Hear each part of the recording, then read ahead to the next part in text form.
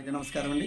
మరి ఈరోజు ఒక ముఖ్యమైన వ్యక్తి గురించి మన ఆంధ్రప్రదేశ్ డిప్యూటీ సీఎం గారు మరి కూటమి ప్రభుత్వంలో ఒక ప్రత్యేక స్థానాన్ని ఏర్పరచుకొని ఒక ఏకైక వ్యక్తిగా ఒక మహాశక్తిగా మరి ఎందరో ప్రజల యొక్క మన్ననను పొందుతూ ముందుకు సాగిపోతున్న మన డిప్యూటీ సీఎం గారికి పవన్ కళ్యాణ్ గారికి నా హృదయపూర్వక నమస్కారాలండి.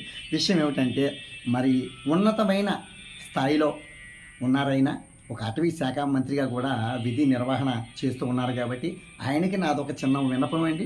ఈ సందేశం మీకు నచ్చినట్లయితే పవన్ కళ్యాణ్ గారి దృష్టికి వెళ్ళేంతవరకు కూడా అందరూ షేర్ చేయండి.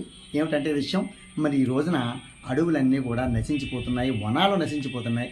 కనుక అడవుల్లో హెలికాప్టర్ ద్వారా కానీ విమానాల ద్వారా కానీ కొన్ని విత్తనాలు అంటే మనం ప్రతిరోజు తినే ఆహారం అంటే ఫలాలనిచ్చే చెట్లు సంబంధించిన విత్తనాలన్నీ మన హెలికాప్టర్ ద్వారా విమానాల ద్వారా మన అడవి ప్రాంతాల్లో అంటే మన యొక్క ఆంధ్రప్రదేశ్లో ఉన్న అడవుల్లో ఈ విత్తనాలు జల్లించినట్లయితే, ఎందుకంటే ఇప్పుడు మంచి చినుకులు పడి వర్షాలు వచ్చే సమయం కాబట్టి మరి పవన్ కళ్యాణ్ గారు దీని మీద దృష్టి పెట్టి ఈ అడవుల్లో విత్తనాలు జల్లిస్తే మళ్ళీ వనాలు మళ్ళీ ప్రారంభమవుతాయి, మహావృక్షాలు అవుతాయి, మరి మన అడవులన్నీ కూడా సస్యశ్యామలంగా ఉంటాయి. ఇటువంటి కార్యక్రమం చేయడం వలన పవన్ కళ్యాణ్ గారు ఎంతవరకు మీరు అన్నం పెడుతున్నారు, ఎందరినో ఆదుకుంటున్నారు.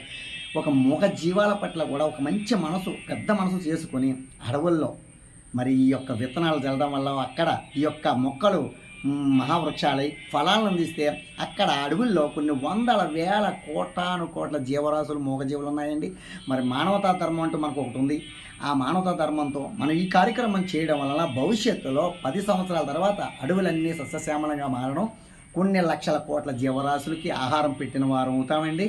మరి ఈ కార్యక్రమం సమర్థులు మీరే చేయడానికి, కనుక ఈ వినతిని మీకు విన్నయిస్తున్నాను. మిత్రులారా, ప్రతి ఒక్కరూ కూడా ఈ యొక్క సందేశం మీకు నచ్చినట్లయితే పవన్ కళ్యాణ్ గారి దృష్టికి వెళ్ళేంతవరకు షేర్ చేయండి.